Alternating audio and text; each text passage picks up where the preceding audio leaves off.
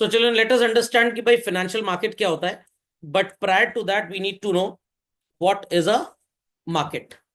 So market is practically a system or an arrangement where buyer meets sellers. I repeat, children, market is an arrangement or a system where buyer meets sellers. इतनी बात सबको सुनाई पड़ गई. तो market शब्द लिख के अपनी वर्कबुक में इस बात को लिख लें. It's an arrangement where buyers meet sellers. खोपड़े में बात गई. अब मार्केट मल्टीपल टाइप्स की होती है children. One is called as goods market and other is called as factor market. Factor market का मतलब where factors of production are made available, that is land, labour, capital and entrepreneur. और जब आप goods की बात करते हैं तो we talk about only goods, ऐसा नहीं है. Practically we talk about both goods and services. Tangible form में कोई चीज खरीदी बेची जा रही है तो इट इज गुड्स, और अगर इनटैंजेबल फॉर्म में खरीदी बेची जा रही है तो it is services. Similarly that market where we deal in give and take of money is known as a financial market. खोपड़े में बात गई. तो फॉर प्रैक्टिकल पर्पसेस आप बैंक को भी फाइनेंशियल मार्केट बोल सकते हैं, बट यहां पे हम बैंक को फाइनेंशियल मार्केट के पर्व्यू से थोड़ा बाहर ही रखते हैं. रीजन बीइंग कि भाई बैंक में कोई खास इस तरह का लेन देन नहीं होता जहां पे आप कोई एक्स्ट्रा ऑर्डिनरी प्रॉफिट मेकिंग कर ले. फिक्स रेट ऑफ इंटरेस्ट होता है डिपॉजिट पे या बोरोइंग पे. तो that's why we can not call it as market as such. समझ में आ गया. बट थ्योरेटिकली अगर आप बात करेंगे तो बैंक भी फाइनेंशियल मार्केट माना गया है. Fundamental logic is understood. Fundamental logic is understood by all. चलिए, so let's continue further. So the process of allocation of funds into their most productive investment opportunity by the financial market is called as financial intermediation.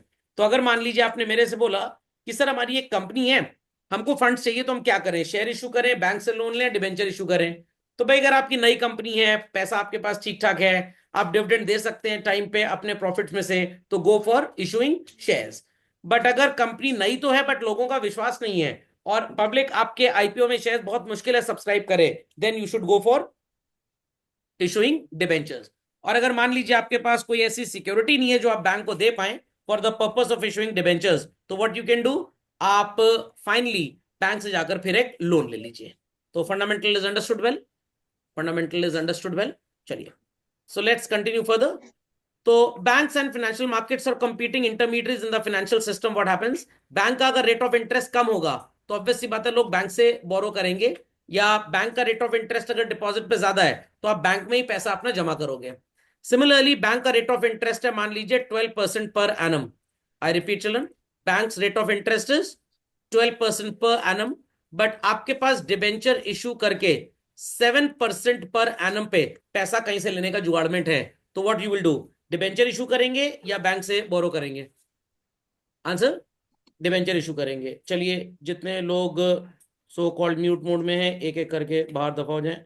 जब लगेगा कि mic unmute करने की समय आ चुका है तब आ जाएंगे. चलिए भाई, एक एक करके सबको बाहर खिसका दिया जाए. चलिए, तब अनम्यूट वाले आ गए हैं. खोपड़े में बात गई. चलो, तो what are the functions of financial market. अब एक छोटा सा एग्जांपल पहले मैं आपको फाइनेंशियल मार्केट का बता दूं, फिर हम इसमें आगे कंटिन्यू करते हैं. तो ध्यान से मेरी बात सुनिएगा. Take an example, there is a person or an institution X who is in need of money, and there are people like mister Y who have surplus money.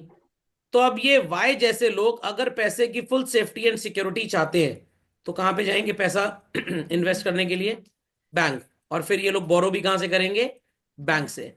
But अगर वाई कह रहा है मैं थोड़ा सा रिस्क लेने को तैयार हूं, तो in that case we will visit financial market, और ये जो लोग हैं ये भी कहां से अपनी फंडिंग करेंगे? From the financial market. Fundamental logic is clear. Fundamental logic is clear. चलिए, so finally what are the functions of financial market? पहला first and foremost function is it mobilizes savings into most productive areas. मान लीजिए कि भाई मैं एक joint stock company हूं और मेरे को पैसा चाहिए, तो ऑब्वियसली ट्रू, शेयर्स के थ्रू पैसा लेना है तो क्या लॉन्च करना पड़ेगा? आईपीओ। खोपड़े में बात गई, पक्का। और अगर आपको लग रहा है कि भाई शेयर्स लोग आपके खरीद लेंगे, तो आप आईपीओ में शेयर बेचकर पैसा लीजिए पब्लिक से, डिविडेंड देने की कोई गारंटी नहीं है। खतरा लग रहा है थोड़ा सा, then you will borrow money through what, issue of debentures. तो आपका पैसा प्रोडक्टिवली इक्विटी में या डेट में इन्वेस्ट हो जाएगा। This is the meaning of mobilising और चैनलाइजिंग। खोपड़े में बात गई। What is the meaning of facilitates price discovery?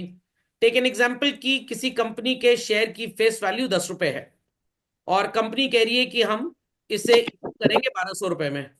तो अल्टीमेटली कितना एक्स्ट्रा पैसा कंपनी मांग रही है आपसे? कुछ भी नहीं, 1190। It is known as what? Premium. I repeat children, it is known as what?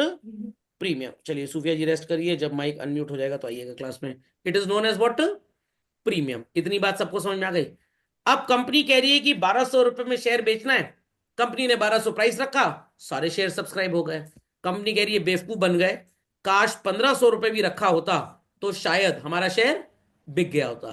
तो इन दैट केस हमारी कंट्री में एक प्रोसीजर अब चल रहा है काफी सालों से, known as book building process. What we do, मान लीजिए कि हमने सोचा कि 12 से 1500 के बीच का प्राइस रखते हैं, तो कंपनी क्रिएट करेगी what is called as a price band, जिसमें एक लोअर प्राइस होगी, उससे नीचे पे आप शेयर्स के लिए अप्लाई ही नहीं कर सकते। It is known as what? Floor price. मान लीजिए हमने फ्लोर प्राइस रख दी 1200 रुपए, प्राइस बैंड 20% का होता है, तो मिनिमम अगर 1200 रुपए है तो 20% 240 इसमें और ऐड कर लीजिए, तो जो प्राइस बनेगा that is known as cap price. कितने का बन जाएगा कैप प्राइस भाई? 1440 रुपी का।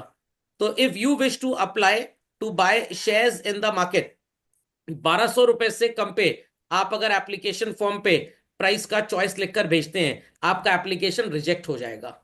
1440 रुपए से ऊपर का प्राइस अगर लिख के भेजते हैं, मैं 1500 में खरीदने को तैयार हूं, तब भी इंडिया में आपका एप्लीकेशन रिजेक्ट हो जाएगा। पहली बार यूएस में जब ये काम स्टार्ट हुआ, तो एक इंसान ने क्या किया, कैप प्राइस से भी ऊपर शेयर को उसने अप्लाई कर दिया। अब वहां पे कोई कानून तो था नहीं कि भाई इसका एप्लीकेशन रिजेक्ट करें कि एक्सेप्ट करें, और उस कंपनी का नाम था ग्रीन शू कंपनी। व्हाट?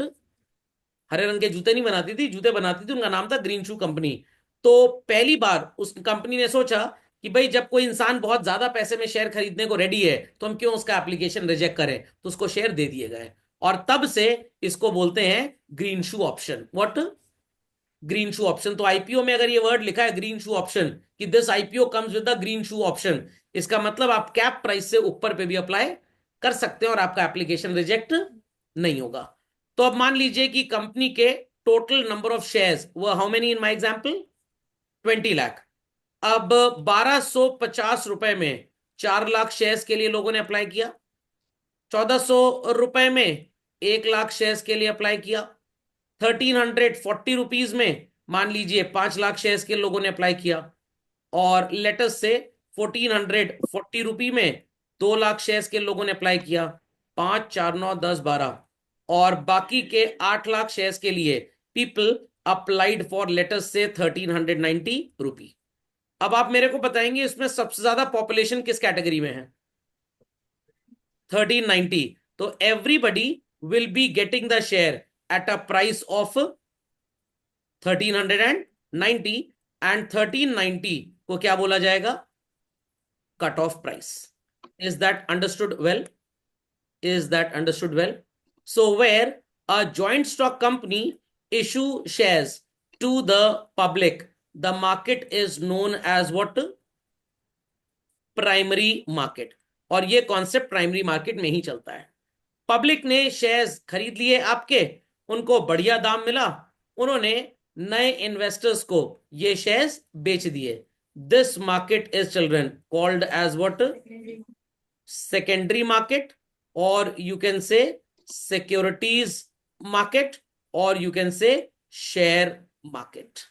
समझ में आ गया? शेयर मार्केट में भी प्राइस बैंड होता है। जब स्टॉक्स की बाइंग सेलिंग होती है, तो कभी कभी जो ब्रोकर्स होते हैं वो थोड़ी चालाकी करते हैं, जानबूझ के प्राइस बढ़ा बढ़ा के ऑर्डर लगाते हैं ताकि शेयर का प्राइस बढ़े।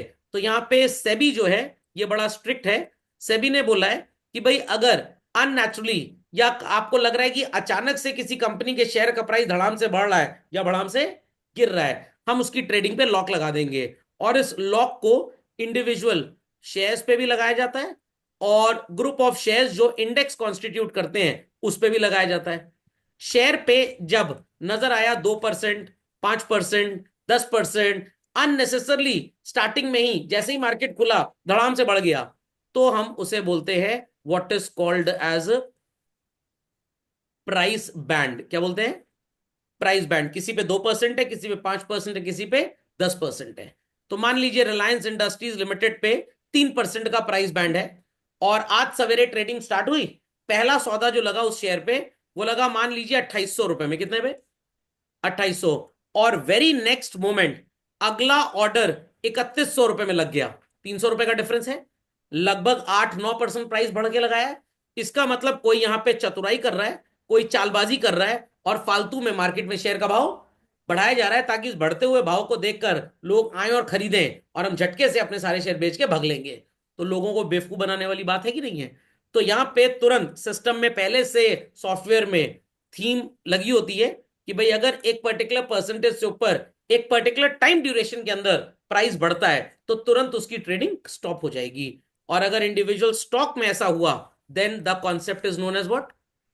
Price band. हाँ, सवेरे मान लीजिए 9:30 बजे ट्रेडिंग स्टार्ट हुई, is that clear? 9:15 market open होता है, मतलब 9 से 9:15 pre open and all that चलता है। और 2:30 बजे, आई रिपीट, कितने बजे?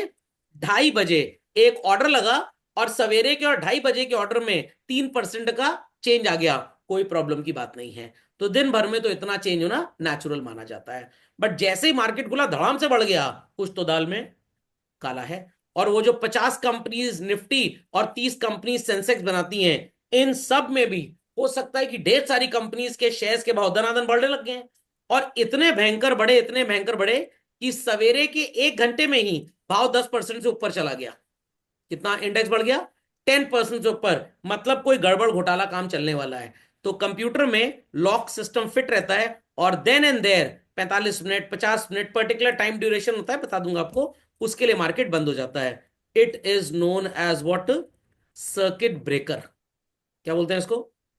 जस्ट लाइक आपके घर में जो एमसीबी लगी होती है, तो अगर आपने हर रूम में एक एमसीबी लगाई है, रूम में अगर वोल्टेज का फ्लक्चुएशन हुआ और उस रूम का fan, tubelight, AC, TV, whatsoever it is खराब ना हो, तो आपके पापा ने एमसीबी हर रूम में लगवा दी है, तो एमसीबी ट्रिप कर जाएगी और करंट आना बंद हो जाएगा। It is called as what?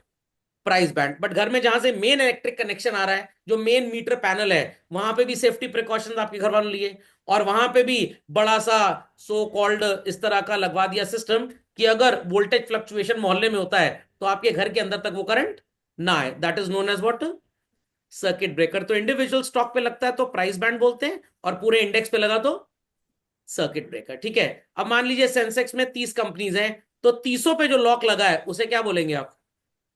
Price band. किसी कंपनी का भाव 2% बढ़ा, किसी का 15 बढ़ गया, किसी का 25, किसी का 40, किसी का 10% गिर भी गया। नेट इफेक्ट अगर 10% से ऊपर का बढ़ता है तो हम उसे क्या बोल देंगे? सर्किट। तो सर्किट ब्रेकर हमेशा इंडेक्स पे लगता है, और इंडिविजुअल स्टॉक पे क्या लगता है?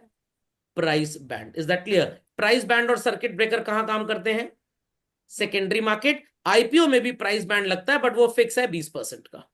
तो फंडामेंटल इज क्लियर। अब बच्चे कहेंगे सर आप बताना क्या चाह रहे हैं? मैं बताना ये चाह रहा था कि भाई ढेर सारे लोगों ने शेयर्स खरीदने का एप्लीकेशन दिया, बट किस प्राइस पे शेयर मिलेगा जिस पे एप्लीकेंट सबसे ज्यादा होंगे? तो ये होता है प्राइस डिस्कवरी प्राइमरी मार्केट में।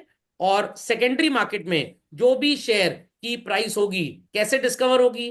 किसी कंपनी के बारे में गुड न्यूज आ गई, आपको पता लग गया टाटा टेली सर्विसेज ने, स्टारलिंक ने और बीएसएनएल ने हाथ जोड़ लिया एक साथ, और अब वो इंडिया में एक अलग तरह का लेटेस्ट से इंटरनेट लेके आ रहे हैं। तो टाटा का बिजनेस बढ़ेगा, बीएसएनएल का बिजनेस बढ़ेगा। बिजनेस बढ़ेगा तो इनके प्रॉफिट्स क्या होंगे? बढ़ेंगे। प्रॉफिट्स बढ़ेंगे तो डिविडेंड देने की औकात बढ़ेगी। तो जिनके पास शेयर हैं वो तो बड़े खुश होंगे, जिनके पास नहीं है वो क्या सोच रहे हैं? चलो शेयर खरीदें। तो आज न्यूज आई तो कल सवेरे टाटा टेली सर्विसेज के शेयर का भाव बढ़ेगा, बीएसएनएल के शेयर का भाव बढ़ जाएगा। सर स्टारलिंक इंडिया में लिस्टेड ही नहीं है प्रैक्टिकली अभी, समझ में आ गया? तो शेयर का भाव बढ़ेगा। 4 महीने तक ऐसा चलता रहा, लोग शेयर खरीदते रहे, सर्विस लॉन्च कर दी, मोटा भाई चले आए। मोटा भाई का मतलब समझते हैं? कौन है मोटा भाई? गुजराती भाषा में मोटा भाई किसको बोलते हैं? वो मोटा हो, बड़े भाई को मोटा भाई बोलते हैं। और हाँ, मोटे भाई कौन है? मुकेश अंबानी, अनिल अंबानी तो सड़क छाप हो गए भाई। उनकी बीवी के पास तो उतनी ज्वेलरी भी नहीं जितनी आप लोग पहन के आते हैं क्लास में। समझ में आ गया? तो वो तो एकदम सड़क छाप हो गए। तो मुकेश अंबानी इनका बेटा भी पेप्सी और कोक का धंधा चौपट किया 10 रुपए की कैंपा ला ला के। अब वो स्टार लिंक और जितना भी था उनको दिन में तारे नजर आ गए। तो उन्होंने कहा हम भी इंटरनेट दे रहे हैं, और ये इंटरनेट फ्री नहीं है। आप इंटरनेट रिचार्ज कराइए 199 का, हम 199 देंगे आपको अलग से। तो पहले तो फ्री था, अब रिचार्ज कराने में पैसा। तो धरती पे की कोई भी मोटा भाई को कॉम्पीट कर पाएगा? धरती पे कोई भी मोटा भाई कॉम्पीट कर पाएगा? नो। अब जब लोगों को पता लगेगा कि भाई रिलायंस जियो तो फ्री में दे रहा है, इनके शेयर का भाव बढ़ेगा घटेगा भगवान जाने। टाटा टेली सर्विसेज और बीएसएनएल के शेयर का भाव गिरने लग जाएगा। तो happy news in the market hikes the share price, bad news reduces the share price. आनन फानन बढ़ेगा, अपने आप कंप्यूटर लॉक लगा देगा, पूरे इंडेक्स की ट्रेडिंग ही बंद हो जाएगी। खोपड़े में बात गई। चलिए मैं कोशिश करता हूं, शायद मैं आपको दिखा पाऊं सर्किट ब्रेकर का कैलकुलेशन। Just hold on. तो आपके सामने नजर आ रहा होगा circuit breaker. The exchange has implemented index based market wide circuit breaker. ये पूरे इंडेक्स पे लगता है। किस पे? इंडेक्स पे। जैसे कुंभ मेला चल रहा है प्रयागराज में, तो पूरा पूरा मोहल्ला ब्लॉक किया हुआ है, सिर्फ आपको ब्लॉक कर दिया जाए तो वो प्राइस इंडेक्स हो गया। पूरा मोहल्ला ब्लॉक कर दिया तो सर्किट ब्रेकर। तो इंडिविजुअल शेयर पे 2% भी है, 3 भी है, 5 भी है, 10 भी है, अलग अलग शेयर पे अलग अलग है। और स्टॉक एक्सचेंज इसका नोटिफिकेशन चेंज करता रहता है। तो ये जुलाई 2001 में जो इंट्रोड्यूस किया था, 10% मार्केट बढ़े या घटे एबनॉर्मली, हॉल्ट लग जाएगा, नहीं होगी फिर। 15% ऊपर नीचे जाए तो हॉल्ट, और 20%, ध्यान से सुनिएगा, बहुत ध्यान से सुनिएगा। तो आपको यहां पे नजर आ रहा होगा, let me adjust the screen. हाँ आ गया भाई। इंडेक्स मूवमेंट 10% नजर आ रहा है। 10% इंडेक्स मूवमेंट नजर आ रहा है भाई। सबसे पहले मिला, मिला। 10% अगर निफ्टी या सेंसेक्स 1 बजे से पहले जाते हैं ऊपर, तो मार्केट कितने मिनट के लिए बंद होगा? 45 minutes. Is that clear? Pre open call auction ये क्या होता है सर? सवेरे 9 से 9:15 जब ट्रेडिंग होती है, तो जो टॉप 30 और 50 कंपनीज होती हैं, सिर्फ उनके शेयर ट्रेड होते हैं और किसी के ट्रेड नहीं होते। अच्छा सर, शाही स्नान की तरह? हाँ, एकदम शाही स्नान की तरह।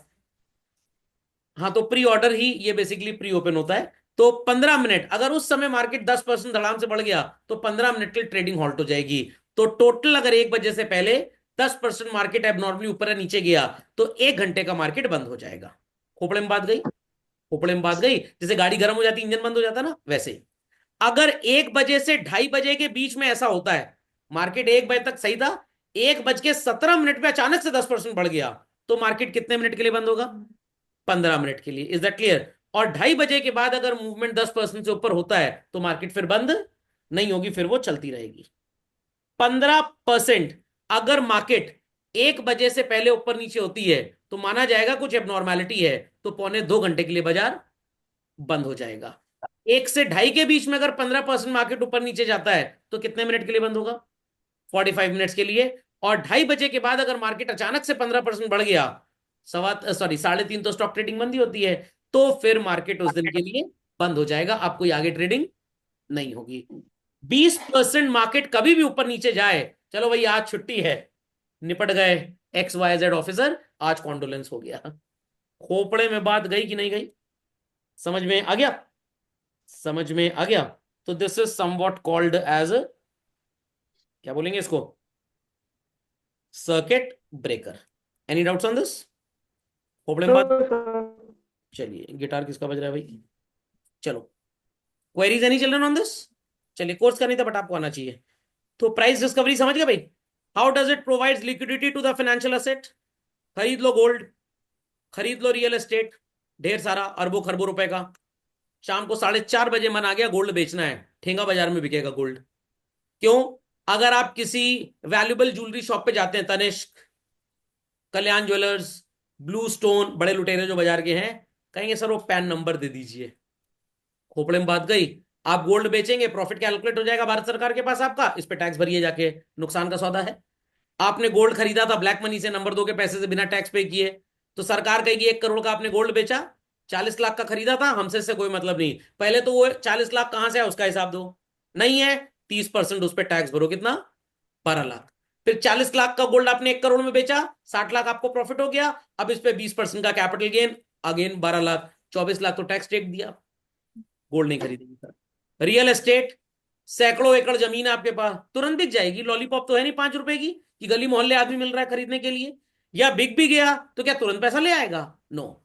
बट इक्विटी या डिबेंचर एक ऐसी चीज है, वर्किंग डेज अगर हैं, स्टॉक मार्केट चल रहा है, ऑर्डर प्लेस करिए। ठीक ठाक कंपनी का अगर आपने शेयर खरीदा है, मतलब मल्टीपल ग्रुप्स ऑफ कंपनीज है, ग्रुप 1, ग्रुप 2, ग्रुप 3, ग्रुप 3 की कंपनी सबसे बकवास कंपनी मानी जाती है। वो भी क्या होता है आपको पता होना चाहिए, जिन कंपनीज की buying selling 80% of the days in the stock market में होती है, वो ग्रुप 1 और ग्रुप 2 को बिलोंग करते हैं। और जिनकी स्टॉक ट्रेडिंग 80% दिनों में भी नहीं होती है, वो ग्रुप 3 में चले जाते हैं। किसी भी कंपनी के शेयर के बाय प्राइस और सेल प्राइस में बहुत कम गैप है सर। मतलब कल मेरे दोस्त ने गोल्ड खरीदा 80,600 रुपए का, is that clear, 10 gram.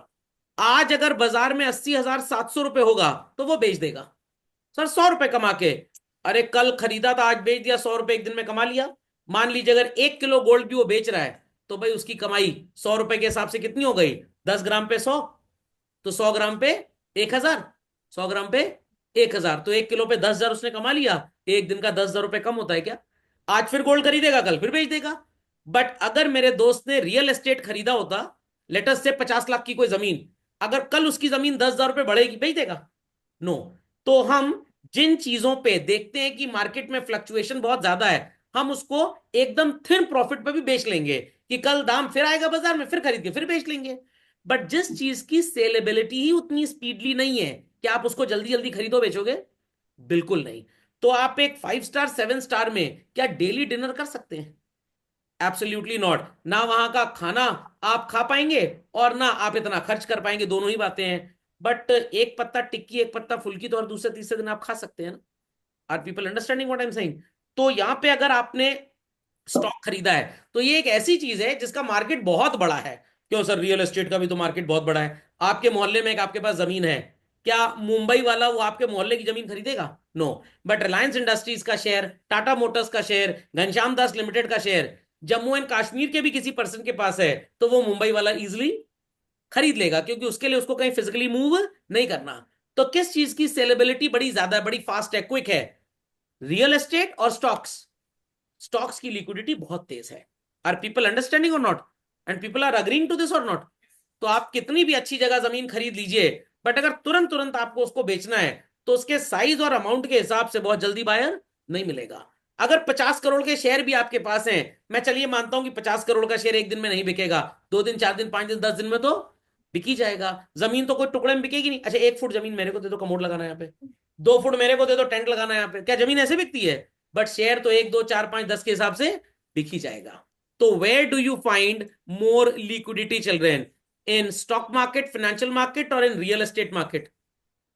Stock market plus safety है, स्टॉक तो मार्केट। कोई चुरा सकता है। रियल एस्टेट किसी ने कब्जा कर लिया आपका, कब्जा करने वाले लोग मालूम जानते होंगे, ये लोग अस्पताल जाते हैं मेडिकल कराने और पोस्टमार्टम होकर वापस लौट लेते हैं। अब कोई जमीन कब्जा कर लिया आपकी, समझ में आ गया? क्या आप जमीन छुड़वा पाएंगे? अब चलो कोर्ट कचहरी करो। या बचाना है अगर जमीन को, तो आप कम से कम इसमें पहले फेंसिंग करवाइए, दुनिया भर का खर्चा। क्या स्टॉक मार्केट में इक्विटी में फेंसिंग वगैरह की जरूरत पड़ती है? बिल्कुल नहीं पड़ती है। समझ में आ गया? People understood the meaning of the word liquidity? पक्का? चलिए लेट्स कंटिन्यू फर्दर, चलते हैं आगे। Financial market provide valuable information about securities being traded. जमीन का क्या रेट चल रहा है किसी को नहीं पता, ले दही और दे दही का सौदा है। सर ये क्या होता है? ये पुरानी कहावत है, आपके दादा दादी जानते होंगे, पापा मम्मी भी जानते होंगे। जब दही वाला अग्रेसिव है दही बेचने के लिए, तो आप बोलेंगे अरे दही बेकार है तुम्हारी, खट्टी दही हम नहीं खरीदेंगे, रेट कम करो, क्योंकि उसका अग्रेशन है। बट अगर आप अग्रेसिव बायर हैं, तो बोलेगा दही बहुत बढ़िया है, इसका रेट इतना लगेगा, मैंने तो खरीदूं तो भाग जाओ। समझ में आ गया? ले दही और दे दही, खोपड़े में बात गई कि नहीं गई? तो आपको आपके रियल एस्टेट के बारे में कोई खास जानकारी नहीं है। हो सकता है 1 करोड़ का लैंड आपने खरीदा 5 साल पहले, कोई आज उसका आपको 1.5 करोड़ दे दे, कोई कहे मैं 90 लाख रुपए दूंगा। There is no stated price. But stock market में आपको पता है कि कल अगर रिलायंस का शेयर 2870 रुपए में बिका था, तो आज ऐसा तो है नहीं ना कि 1100 और 1200 में बिक जाएगा, उसी के आसपास बिकेगा। रियल एस्टेट वगैरह में कोई ऐसी इंफॉर्मेशन अवेलेबल नहीं होती। How it reduces the cost of transaction? When you happen to buy, let us say, gold, और आप किसी सर्टिफाइड प्लेस से गोल्ड खरीद रहे हैं, आपको स्टैंपिंग चार्जेस देने पड़ते हैं उसमें, वो ठप्पा लगाते हैं, मोहर लगाते हैं, तनिष्क एंड ऑल चार्ज 5%। 3% आपको जीएसटी देना पड़ेगा जो आपने गोल्ड खरीदा। कितने परसेंट चार्जेस लग गए? 8%। रियल एस्टेट कर खरीदेंगे 7% तो रजिस्ट्रेशन फीस आपको देनी पड़ेगी। 25-50 हजार लाख रुपए एडवोकेट साहब ले जाएंगे जो पूरा अग्रीमेंट फॉर्म करेंगे, तो इसके भी चार्जेस ज्यादा हैं। वेर एज शेयर खरीदते टाइम मैक्सिमम 2.5% कमीशन है। और जितने आपको ये ब्रोकिंग हाउसेस नजर आते हैं, Angel broking, Motilal Oswal, Kotak securities, Groww app and all, small trades पे तो इनकी ब्रोकरेज फीस क्या है? 0। भाई आपको इनको अट्रैक्ट करना है। और बाद में भी इनकी ब्रोकरेज फीस बड़ी सस्ती है, 10 रुपी पर ट्रेड। चाहे 1 शेयर खरीदो चाहे 1,000 शेयर खरीदो, cost is only 10 rupee. Is that clear? आप बहुत बड़े ट्रेडर अगर हैं तो ऐसी भी स्कीम है, साल भर का 50,000 रुपए फिक्स फीस दे दो, जितनी ट्रेडिंग करनी है करो। तो अगर आपने मान लीजिए साल भर में 50 करोड़ की ट्रेडिंग कर ली और कुल 50,000 रुपए आपने फीस दी है, तो it is not even 0.1%। Not even 0.1%। तो cost of transaction is very very very low. और ये तब स्टार्ट हुआ बच्चों जब हमारी स्टॉक ट्रेडिंग डिजिटलाइज या डीमैट फॉर्म में होने लग गई। लाइक पहले क्या होता था, अगर मैं आपको शेयर बेच रहा हूं तो मेरे पास शेयर सर्टिफिकेट कंपनी से आया था। अब जब मैं आपको बेचूंगा तो कम से कम हफ्ता 10 दिन लगेगा मेरा शेयर सर्टिफिकेट आपके पास पहुंचने में। फिर आप उसको कंपनी के पास भेजोगे, कंपनी मेरा नाम स्क्रैच करके आपका नाम चढ़ाएगी और फिर वो शेयर सर्टिफिकेट आपको दे देगी। Almost 1 month would pass. Is that clear? जैसे वो बुआ जी को गर्मी की ग्रीष्म अवकाश की छुट्टी की चिट्ठी लिखते थे, बट आजकल बुआ जी क्या करें, अब बुआ ठीक हो आ रहा हूं मैं, एक व्हाट्सएप मैसेज कर दिया, कितनी देर में डिलीवर होगा? Just at a blink of an eye. नहीं सर, आंख खोलेंगे तब भी डिलीवर हो जाएगा, ब्लिंक करने की जरूरत ही नहीं है, मतलब झटपट चला जाएगा। तो जब आप बात करते हैं फोटोग्राफ की, पुरानी किसी एल्बम में लगी है, छाटनी पड़ेगी। बट अगर गूगल फोटोज है, उस चंडाल का चेहरा दिखा दो, इसकी फोटो ढूंढो, गूगल वैसी फोटो ढूंढ कर ले आएगा। अरे मतलब आदमी चेहरा दिखा दो। समझ में आ गया? हाँ। नहीं, कैपिटल गेन टैक्स देना पड़ता है, बट मैं उसकी भी अभी बात करूंगा। हम क्या बात कर रहे हैं, reduce the cost of transaction. भैया रियल एस्टेट भी बेचोगे तो कैपिटल गेन टैक्स तो उस पर भी लगेगा। Is that understood? हम यहाँ पे बात किसकी कर रहे हैं? लिक्विडिटी की। किसकी बात कर रहे हैं? लिक्विडिटी की। खोपड़े में बात गई, खोपड़े में बात गई भाई, समझ में आ गया? How does it reduce the transaction cost, अब बता रहा हूं।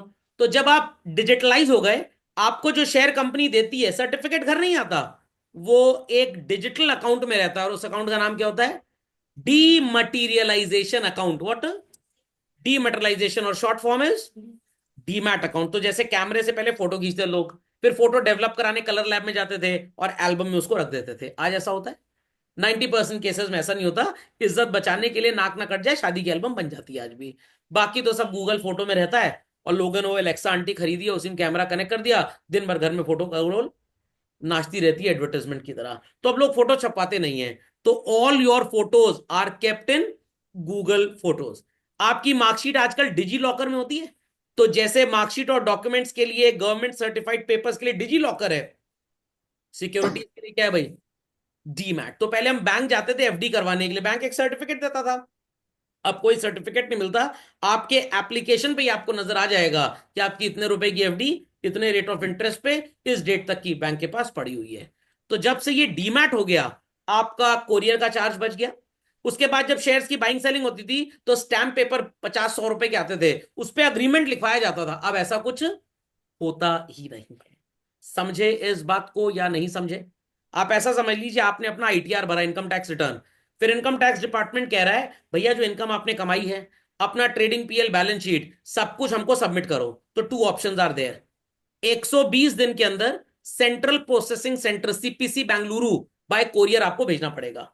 सस्ते से सस्ता कोरियर भी होगा, 10, 20, 50, 100 तो ले ही लेगा। दूसरा तरीका ई साइन, ई मतलब हम नहीं करेंगे, ई करेगा हमारे बिहाफ पे।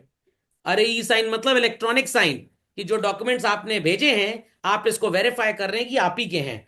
उसका मैक्सिमम 5 रुपए 90 पैसे कॉस्ट है बस, एंड कुछ केसेस में इट इज एब्सोल्युटली फ्री।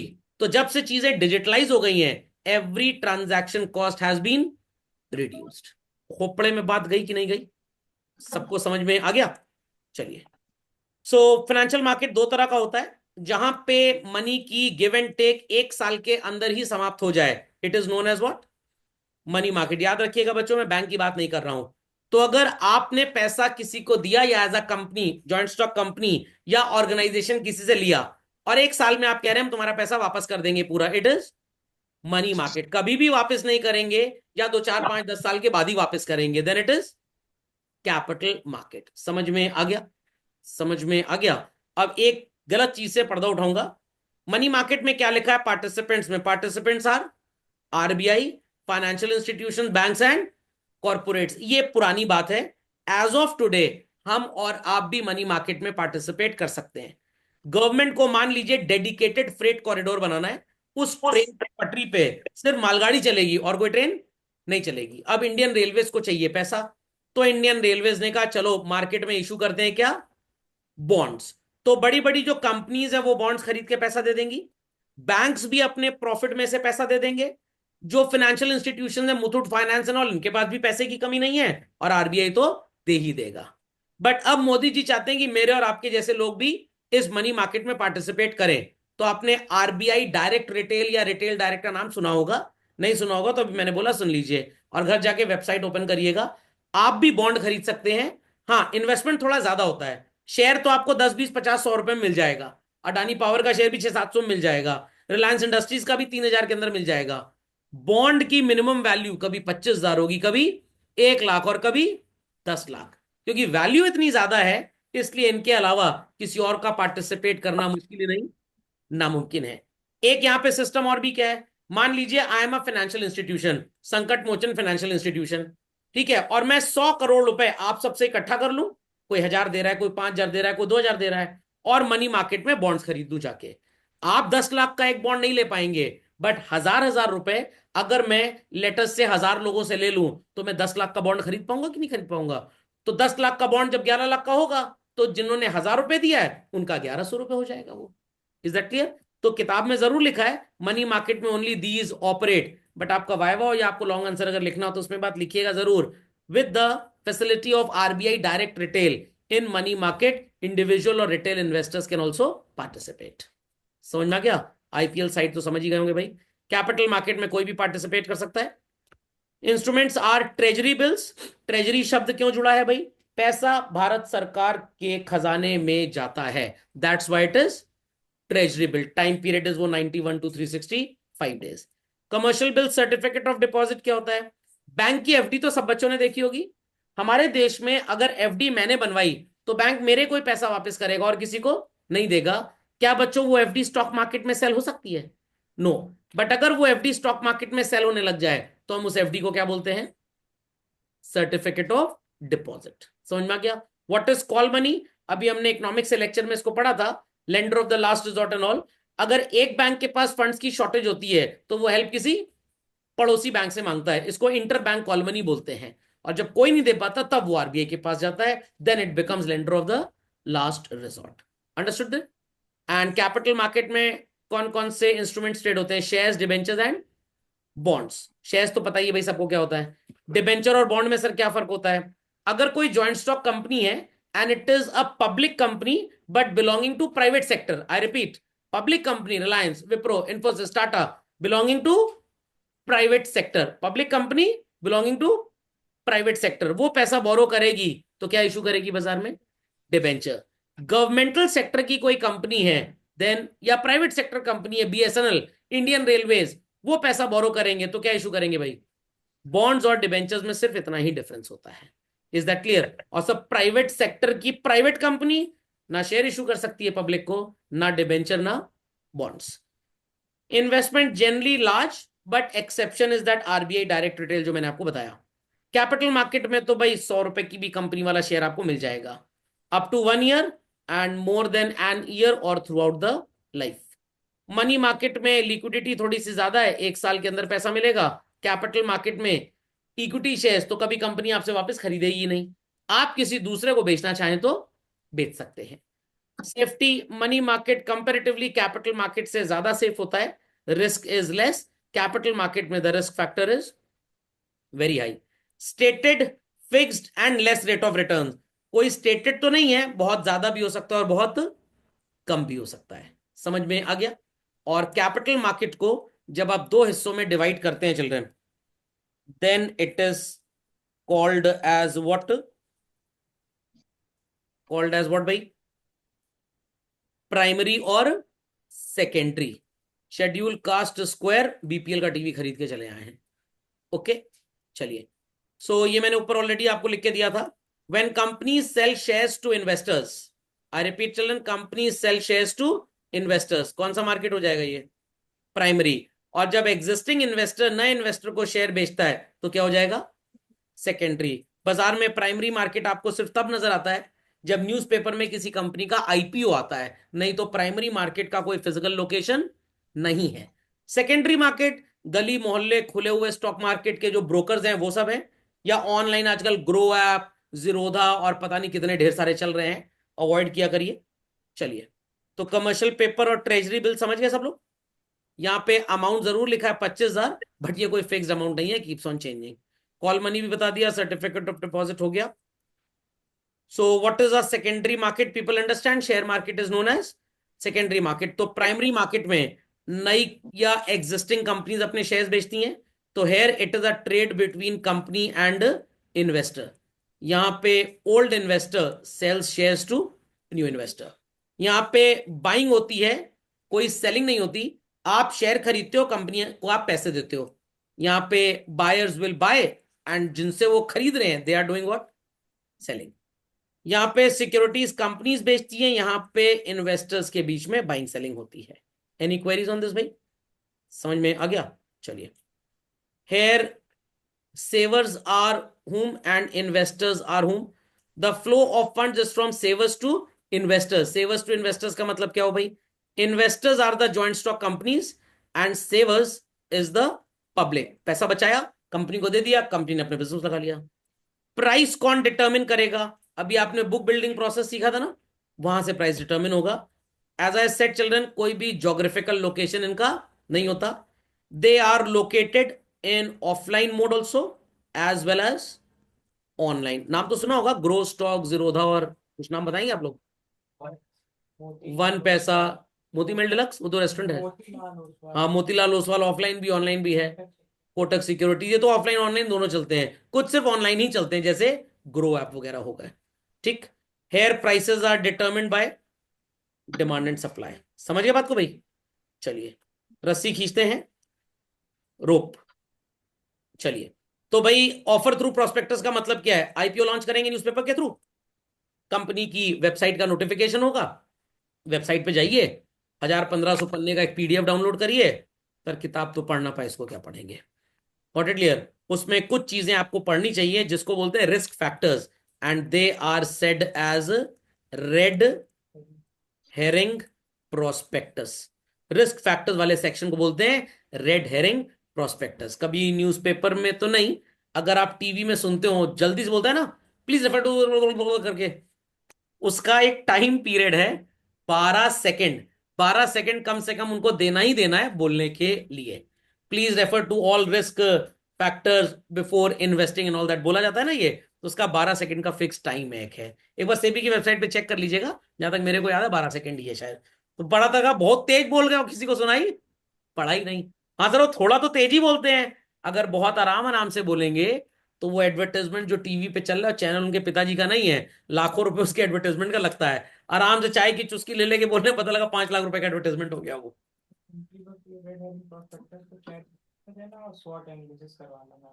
नहीं, बात ठीक है, बट ये हर बार काम नहीं करता है। समझ आ गया? चैट जीपीटी तो भाई मार्केट देख तो बता देगा, जैसे आप 4-5 कंपनी का डेटा उसको दे दें। Is that clear? चार्टिंग करके एक वेबसाइट है, आप वहां से डेटा उठाएं और चैट जीपीटी को दे दें और पूछें भाई is it wise to invest.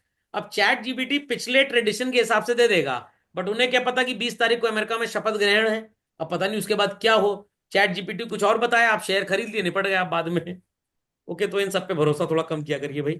चलिए, offer for sale. Here what happens? Company intermediaries को हायर करती है। सर इंटरमीडियरीज यहां पे नहीं होते? नहीं, बिल्कुल होते हैं, बट यहां पे एडवर्टाइजमेंट जाता है न्यूज़पेपर में और उसी के थ्रू लोगों को पता लगता है। यहां पे न्यूज़पेपर में कोई एडवर्टाइजमेंट खास नहीं जाता, सिर्फ जो ब्रोकर्स होते हैं वही अपने क्लाइंट्स को बताते हैं कि भाई नई कंपनी का आईपीओ है, अच्छी कंपनी है, आप पैसा लगा दीजिए इसमें। लेस देन 50 इन्वेस्टर्स जब होते हैं children, we call it as private placement. Right issue का मतलब, सर जो हमारे राइट साइड में बैठा रहेगा उसको शेयर देंगे, लेफ्ट वालों को नहीं देंगे। राइट इशू काम आता है एफपीओ में. What is FPO sir? Further public offering. Company जब सेकंड टाइम अपने शेयर्स का आईपीओ लाती है तो पहले वो पुराने इन्वेस्टर से पूछती है तुम लोग को खरीदना है. नहीं नहीं, हमारे पास पैसा नहीं है. तब जाके वो कंपनी दूसरे लोगों को शेयर्स देगी. पहले हम उन लोगों को शेयर्स देते हैं जो ऑलरेडी हमारे बायर्स बन चुके हैं, जो ऑलरेडी शेयर होल्डर्स हैं. Such type of issue is known as right issue. Any queries on this भाई? पक्का? चलिए भाई, जिनके माइक्स ऑफ हैं वो एज यूजुअल बाहर निकल लें, वो रेस्ट मोड एक्टिवेट कर लें. जब नींद खुल जाएगी तो आ जाएंगे. हाँ भाई, समझ गए सब लोग? चलो. ईआईपीओ आजकल सबसे ज्यादा चल रहा है. National stock exchange of India limited, Bombay stock exchange of India limited. दो लीडिंग स्टॉक एक्सचेंजेस हैं इंडिया में. दो लीडिंग स्टॉक एक्सचेंजेस हैं इंडिया में. Is that clear? इन्हीं की वेबसाइट पे आपको एक बटन नजर आ जाएगा ईआईपीओ का. क्लिक करेंगे, एक ऑनलाइन फॉर्म खुल जाएगा और उस ऑनलाइन फॉर्म को आप पूरा भर देंगे. आपका pan card and all that ये सब मांगा जाता है. कितने शेयर वगैरह आपको चाहिए ये सब आप भर देंगे. Fundamental is understood. और ये भरने के बाद आपसे फाइनली पूछा जाएगा पैसा कैसे देंगे. तो आपको एक ऑप्शन आजकल इंडिया में नया आ गया है, आजबा. व्हाट? जज्बा नहीं, जज्बा तो शेयर खरीदने का होना चाहिए. कस्बा तो गांव को बोलते हैं. ये क्या है? आजबा. ये समझ लीजिए बड़ी अच्छी चीज है, काफी काम की चीज है. मान लीजिए कंपनी का आईपीओ आया 16 जनवरी को. 3 दिन तक वैलिड होता है. 19 जनवरी को आईपीओ क्लोज हो जाएगा. आपने अप्लाई कर दिया और 19 तारीख को आपने शेयर दे दिए. It will take a minimum of 15 days you can say to make you clear कि तुम्हें शेयर मिलेगा कि नहीं मिलेगा. मान लीजिए आपने 10 लाख रुपए कंपनी के अकाउंट में ट्रांसफर कर दिया और 15 दिन बाद, लगभग मान लीजिए 6 फेब को आपको पता लगा कि आपको शेयर नहीं मिला है. आपको शेयर नहीं मिला तो आप तो भाई बोरिया बिस्तर लेके कंपनी के ऊपर चढ़ जाएंगे. मेरा 15-20 दिन 10 लाख रुपए भी तुम लोग रखे रहे, शेयर भी नहीं दिए. I suffered what? Interest loss. Had this money not been moving from my account I would have been earning some interest. मैंने कुछ इंटरेस्ट कमा लिया होता. तो इसी के लिए हमारा से भी रिसेंटली रिसेंटली मतलब हो गए 10 साल इस बात को, आसबा ले आया. आसबा क्या होता है? Application supported by blocked amount. Please repeat. Application supported by blocked amount. इसका मतलब क्या होता है? इसका मतलब होता है कि आपका बैंकर कंफर्म कर देगा कंपनी को कि भाई पैसा पड़ा हुआ है, फिजिकली हम मूव नहीं कर रहे इस पैसे को, हम अकाउंट में ब्लॉक कर ले रहे हैं. मान लीजिए आपके अकाउंट में 400 करोड़ रुपए पड़े हैं. आप बड़े आदमी रईस आदमी हैं, तो अब आपके अकाउंट में 10 लाख रुपए अलग से रख लिया जाएगा. आपको विजिबल बैलेंस कितने का नजर आएगा? 390 करोड़ और 90 लाख रुपए के आसपास. मैंने इतना पैसा कभी देखा नहीं इसलिए लिख भी नहीं पा रहा हूं. समझ में आ गया? अब गरीब पैसे लिखेगा भाई. तो आपका ये पैसा हमने अलग से रख लिया है. ये अभी आप विड्रॉ नहीं कर सकते. आप 390 करोड़ 90 लाख रुपए तक ही विड्रॉ, सॉरी 399 करोड़ और 10 लाख तक ही, या 90 लाख जो भी है, समझ गए ना आप लोग? आप इतना पैसा विड्रॉ कर सकते हो. खोपड़े में बात गई. खोपड़े में बात गई. अब अगर 15 दिन बाद यू कम टू नो कि आपको शेयर नहीं दिया गया, आई रिपीट चिल्ड्रन, आपको शेयर नहीं दिया गया, तो ये पैसा आपके अकाउंट में ही रखा था और ये इंटरेस्ट आपको लगातार दे रहा था. Fundamental logic is clear. But पुराने वाले सिस्टम में पैसा चला भी जाता था, ना कंपनी को कोई फायदा ना आपको कोई फायदा. Is that clear? तो here in ASBA the banker confirms कि भाई इन्वेस्टर जो अप्लाई कर रहे हैं शेयर्स के लिए उसके अकाउंट में सफिशिएंट फंड्स हैं और पैसा पड़ा है. आप जैसे ही बोलोगे इसको शेयर दिया गया, झट से हम पैसा ट्रांसफर कर देंगे. Else the money is kept there. तो आपको इंटरेस्ट भी मिलता रहेगा और बाई चांस अगर एप्लीकेशन कैंसिल हो गया कोई प्रॉब्लम नहीं, कोई इंटरेस्ट लॉस्ट नहीं होगा. तो people understood what is ASBA? People understood what is ASBA? Primary market में काम करता है, सेकेंडरी मार्केट में ऐसा कुछ नहीं होता. समझ गए भाई? ईआईपीओ अंडरस्टूड एवरीबॉडी? चलो. तो ये स्टॉक एक्सचेंज क्या काम करता है? एकदम सिंपल है. Amazon पे there are many sellers selling a particular commodity as well as there are many buyers. अगर मान लीजिए कोई एक सेलर Amazon पे है, वो सामान 10,100 रुपए का दे रहा है, वही सामान कोई दूसरा 9,700 का दे रहा है, डेफिनेटली आप किससे खरीदोगे? 9,700 वाले से. तो जैसे Amazon जेफ बीजोस की कंपनी है, कुछ नहीं बनाते ये लोग. देर आर मेनी सेलर्स जो वहां पे लिस्ट हो गए हैं एंड मेनी बायर्स हमारे आपकी तरह, और हमें जो पसंद आता है हम खरीद लेते हैं. स्टॉक मार्केट में भी कुछ ऐसा ही होता है. There are many people who wish to buy the shares and many people who wish to sell the shares. तो मान लीजिए कि 50,000 लोग हैं जिनके पास रिलायंस के शेयर्स हैं, 50-60 हजार लाख लोग हैं जो रिलायंस के शेयर्स खरीदना चाहते हैं। तो one fine morning they may have a higher demand, they do not have that much intention to sell, stock का प्राइस बढ़ जाएगा। इनको पता लग गया कि मुकेश अंबानी की कंपनी की भी हालत खराब है। I repeat, Mukesh Ambani company की हालत खराब है। बेटा बगावत कर गया है, बेटा बगावत कर गया है। और अब हो सकता है बगावत करने में बिजनेस में क्या आ जाए, दरार। समझ में आ गया। और जब बिजनेस बाइफरकेट होगा हो सकता है लॉस हो। अब ढेर सारे सेलर इस बात से बड़े चिंतित हैं और वो निकल लिए सवेरे सवेरे अपने ढेर सारे शेयर्स बेचने के लिए। बायर्स भी डरे हुए हैं, हम क्यों पंगा लें शेयर खरीद के, what will happen, share price will go down. Fundamental logic is clear, fundamental logic is clear. तो like this you can say the market price of a share may move up may move down. और जहां पे ये हरकत होती है बच्चों, उस दुकान को क्या बोलते हैं, stock exchange. In oldest of the times stock exchange India में बहुत जगह चलता था, बट मेजरली अगर आपने वो अभिषेक बच्चन साहब की मूवी देखी है गुरु, तो उसमें आप देखते होंगे पेड़ के नीचे खड़े होकर लोग बाइंग सेलिंग कर रहे हैं। तो बैनियन ट्री थोड़ा सा ऑस्पिशियस माना जाता था और वहीं पे स्टॉक ट्रेडिंग होती थी। फिर उसके बाद बिल्डिंग्स बन गई, बिल्डिंग के अंदर एक रिंग बन गई और रिंग के अंदर ब्रोकर्स आ गए, वो स्कैम मूवी में आपने देखा होगा। बट आज स्टॉक ट्रेडिंग का चेहरा एकदम बदल चुका है। आज स्टॉक ट्रेडिंग करना उतना ही आसान है जितना अमेजोन में 2 रुपए का चूरन खरीदना। Is that clear. तो आप कोई ऐप डाउनलोड कर लीजिए, सर्टिफाइड होना चाहिए, फर्जी ऐप ना हो। उस ऐप में अपना पैन नंबर एंड डिटेल्स डाल दीजिए, बैंक अकाउंट लिंक करिए, झटपट पैसा ट्रांसफर होगा और शेयर आप खरीद लेंगे। तो आज स्टॉक ट्रेडिंग बड़ी आसान हो गई है। सो स्टॉक एक्सचेंज के होने से एडवांटेज क्या है भाई, had there been no stock exchange, लोगों को ढूंढना पड़ता था कि अपना शेयर किसको बेचें या किससे खरीदें। बट स्टॉक मार्केट है, लोग इतने ढेर सारे हैं, तो तुरंत कन्वर्टेबिलिटी इनटू कैश की सेल की प्रॉब्लम आपको आएगी ही नहीं। समझ में आ गया। आज तो छोटे छोटे बच्चे ही ग्रो ऐप डाउनलोड करके नाटक कर रहे हैं, खेल रहे हैं। और आप विश्वास मानिए जो अनपढ़ गवार पढ़े लिखे नहीं होते हैं, 90% of them happen to lose money. 90%। पढ़ाई लिखाई करनी नहीं है, झट से इंस्टेंट पैसा, 2 रुपए कमा लिया 4 दिन, लग गया बहुत बड़े स्टॉक ब्रोकर हो गए हैं, वॉरेन बफेट के बाप समझ लिया अपने आप को। समझ में आ गया। और उसके 4-5 दिन धनाधन धनाधन पैसा जा रहा है, अपने पिताजी से सामना नहीं कर पा रहे हैं। तो इन सब चक्रों में जरा मत पड़िएगा। अगर ये सब आपकी हरकतें हैं कि भाई 4 लोग पैसा कमाने चलो हम भी लगा दें, तो इसको सट्टे और जुए की तरह मत खेलिए। बड़ा इंटेलिजेंट सिस्टम है, बहुत पढ़ाई करनी पड़ती है इसके लिए। हाँ, अगर आपको कोई ऐसा इंसान मिल जाए, सर पिछले 6 साल से पैसा कमा रहा है और अब कहाँ है, सर वो जितना कमाया था 6 साल में उससे ज्यादा अगले 6 साल का ही पैसा चला गया उसका। अब उसकी किस्मत थी, बेट करता जा रहा था, जीतता जा रहा था, पैसे लगाता जा रहा था, स्टॉक्स बढ़ते जा रहे थे। अभी धड़ाम धड़ाम धड़ाम भड़ाम भड़ाम भड़ाम से जब गिरना स्टार्ट होता है, तो फिर इसकी कोई डेप्थ ही नहीं कि कितना गिर जाएंगे। Is that clear. 86,000 तक मार्केट गया, लोग बहुत खुश हो रहे थे, बहुत खुश। मैं भी बहुत खुश हो रहा था, मैं तो हमेशा ही यार खुश ही रहता हूँ। भगवान ने जब किस्मत लिखी, दुख की तो रेखा ही नहीं बनाई, भूल गए थे वो। उनके पास स्टॉक खत्म हो गया था दुख की रेखा का, कह रहे जाओ तुम ऐसे ही चले जाओ। तो इन दैट केस बढ़ रहा था, बड़ा मजा आ रहा था। और मैं लोगों से बोलता था ये उल जलूल बढ़ रहा है, अभी देखना धड़धड़ा गिरेगा। अब देखिए 10,000 पॉइंट मार्केट नीचे बैठा हुआ है, 12-13% नीचे चला गया है। Is that clear. तो इसलिए बहुत पढ़ाई लिखाई करनी पड़ती है।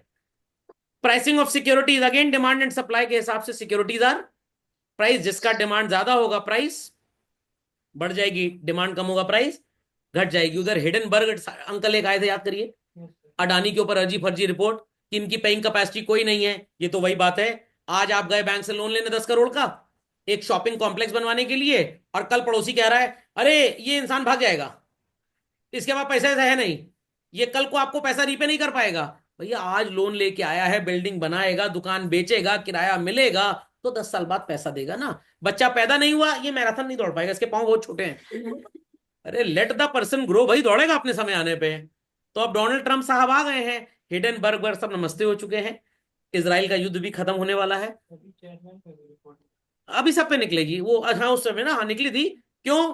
क्योंकि भाई वो लोग इनके अगेंस्ट थे, क्योंकि Wilmer brothers and all that, Adani साहब अमेरिका में पाओ पसार रहे थे। Is that clear. और जो हिडनबर्ग थे वो जो बिडेन साहब के रिश्तेदार रहे होंगे। अब डोनाल्ड ट्रंप कह रहा है धंधा तो बस मैं ही करूंगा, बाकी सबका मंदा करवा दूंगा, और बाकी सब चंदा लेके खाएंगे। समझ में आ गया। तो अब ये सब ठीक हो जाएगा। हो सकता है कुछ दिन बाद बांग्लादेश के प्राइम मिनिस्टर प्रेसिडेंट भी बदल जाए, मेरे कॉल आ जाए, आप बन जाइए। चलिए, इंटरनेशनल इकोनॉमिक्स से अलग चलती है थोड़ी। प्राइसिंग ऑफ सिक्योरिटी समझ गए भाई सब लोग। सेफ्टी ऑफ ट्रांजैक्शन, अरे सर मेरा नुकसान होगा तो सेफ रहेगा, अरे नहीं भैया, नानी घर थोड़ा जा रहे हो, ससुराल थोड़ा जा रहे हो। आपका पैसा फ्रॉडलेंटली नहीं गायब होगा, ये हमारी गारंटी है। फ्रॉडलेंटली अगर पैसा गायब होता है up to ₹20 lakh investor education and protection fund में आपको रिस्क कवरेज मिलेगा। उससे ऊपर अगर आपने पैसा लगाया और कोई ब्रोकर पैसा लेके भाग गया तो 20 लाख तक की गारंटी से भी देता है, इसके ऊपर कोई गारंटी नहीं है। Is that clear? पहले तो ये हार्डली वैल्यू 2 लाख रुपए हुआ करती थी, समझ गए भाई। लोग कहते हैं सर इससे अच्छा तो बैंक में पैसा लगा दीजिए। पहले 1 लाख रुपए तक का इंश्योरेंस था, now it has been raised up to 5 lakh. तो अगर आप 50 लाख बैंक में लगाते हो और बैंक भाग गया, how much money secured? Only 5 lakh. Stock market में पैसा लगाया 50 लाख और भाग गया कंपनी, कोई पैसा वापस नहीं मिलेगा। ब्रोकर अगर फ्रॉड करके भागेगा बस तब पैसा वापस मिलेगा। आपने किसी कंपनी के शेयर खरीदे थे और कंपनी भाग गई, सेबी कहेगा अब तुम भी भाग जाओ। समझ में आ गया? और मूवी था भाग मिल्खा भाग, अब भाग मिल्खा के साथ भाग। Is that clear? सिर्फ ब्रोकर अगर पैसा लेके भागता है तो सेबी आपका रिस्क कवर करेगा, आप ब्रोकर को जो एडवांस देते हो। सर कैसे? Brokers deposit security money which is called as IFSD, CSD, interest free security deposit and collateral security deposit. तो ये ब्रोकर्स का काफी पैसा सेबी के पास जमा होता है, तो अगर ब्रोकर भाग जाता है your money is secured. Company के शेयर में पैसा लगाया था, कंपनी भाग गई, लॉस हो गया कंपनी को, बिजनेस ठप हो गया, सॉरी सेबी कुछ नहीं कर पाएगा यहाँ पे। How does it contribute to economic growth? Had there been no stock market, क्या इतना रिटर्न इतना ग्रोथ होता जितना था चिल्ड्रन? आंसर होता भाई? बिल्कुल भी ना होता। क्या इतना इंप्लॉयमेंट क्रिएट होता? Not at all. क्या इक्विटी कल्चर स्प्रेड होता कंट्री में जो चल रहा है? बिल्कुल नहीं होता। प्रोवाइड स्कोप फॉर स्पेक्यूलेशन, आपने शेयर खरीदा ये सोच के कि भाई कल कोई बिजनेस डेवलप होगा, इस कंपनी का बिजनेस बेटर होगा, डिमांड बढ़ेगी, प्रॉफिट्स बढ़ेंगे, लोग शेयर इसका खरीदना चाहेंगे ज्यादा डिविडेंड के चक्कर में, मैं उस समय अपना खरीदा हुआ आज का शेयर बेच लूंगा। क्या बैंक एफडी में ऐसा होता है? इफ बैंक सेज की विल गिव यू 7% इंटरेस्ट तो they will give you only 7%, उससे ज्यादा नहीं मिलेगा। स्टॉक में ऐसा नहीं है, 10% भी बढ़ सकता है, 20 भी बढ़ सकता है और गिर भी सकता है। Logic understood well? पक्का? चलिए, trading procedure is very simple, ये हम अगले लेक्चर में टेकअप करेंगे with the functions of SEBI. Okay, चलिए इसी के साथ इस सब्जेक्ट की आज की सेवाएं होती हैं समाप्त।